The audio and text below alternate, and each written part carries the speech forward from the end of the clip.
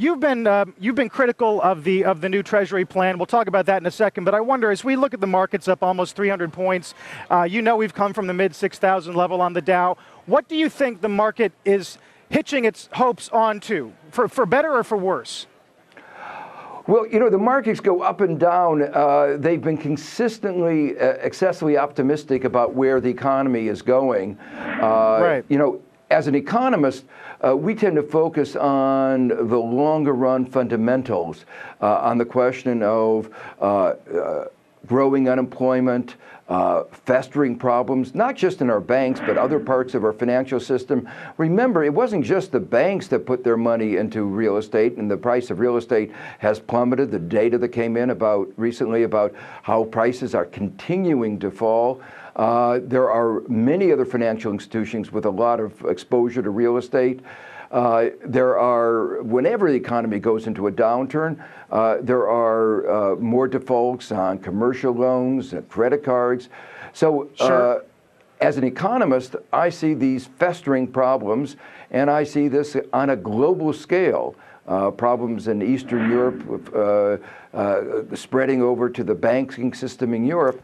And quite honestly, I don't see that kind of optimism that seems to be infecting the stock market. But as an economist, though, you're probably also looking at ISM numbers that improve 3 months in a row, at durables, at auto sales that come in above expectations, at retail sales that come in. Why is that happening? I mean, a lot of people who count on the market being a discounting mechanism will say that they're keying in on change that's happening at the margin.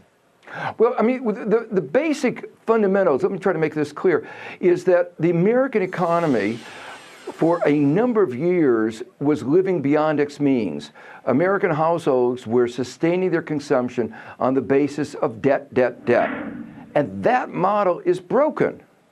And no one has proposed on how we're going to get a new economic model, not based on debt.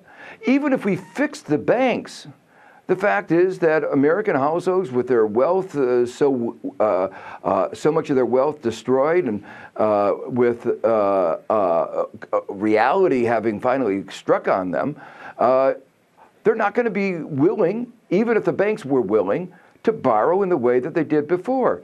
So the almighty American consumer is not going to be the engine of growth. And then you have to ask the question, what is going to be the engine of global and American economic growth?